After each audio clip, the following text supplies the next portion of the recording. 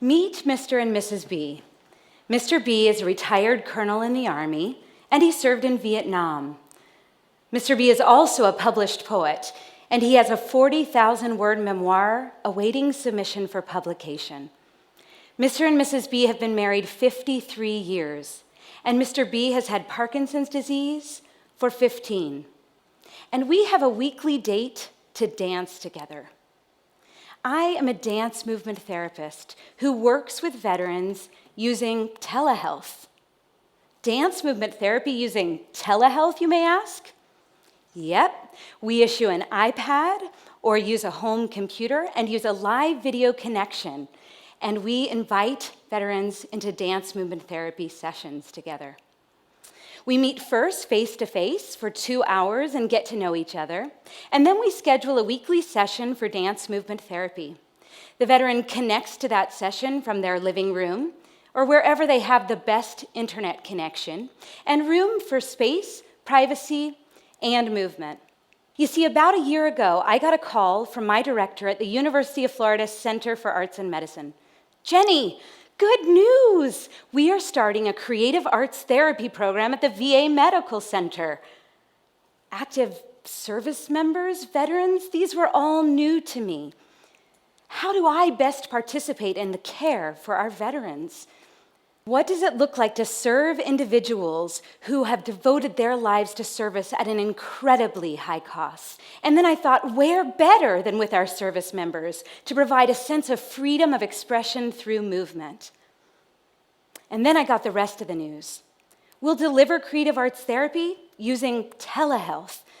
Well, now, more than a year later, I am a member of a team of Rural Veterans Tele-rehabilitation Initiative. We call it RVTRI.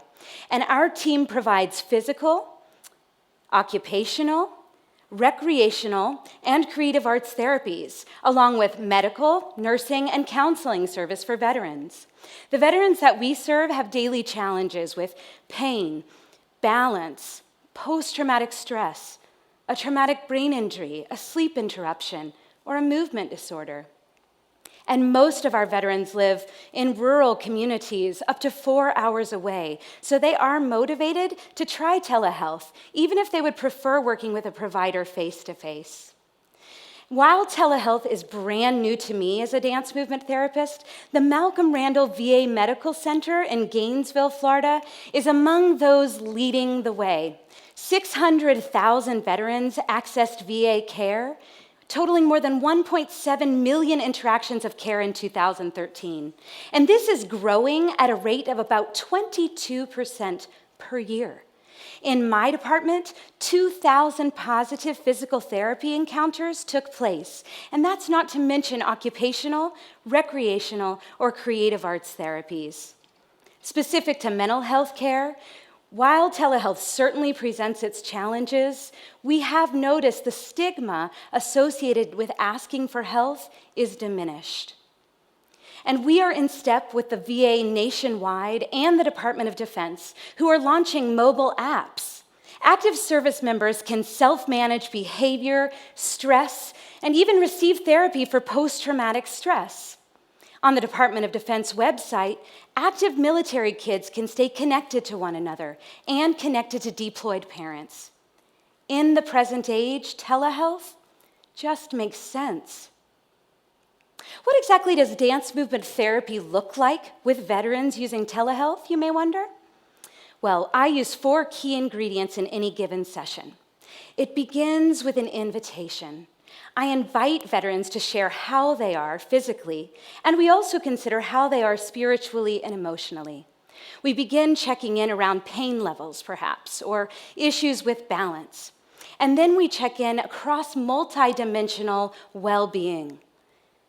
We educate veterans to think more broadly about their well-being, and we invite them during our assessment to draw a wellness wheel. And we ask, which aspects of your well-being are up and running? Which ones are down for the count? Is there any aspect of your well-being that wishes to speak? And if so, what might it say?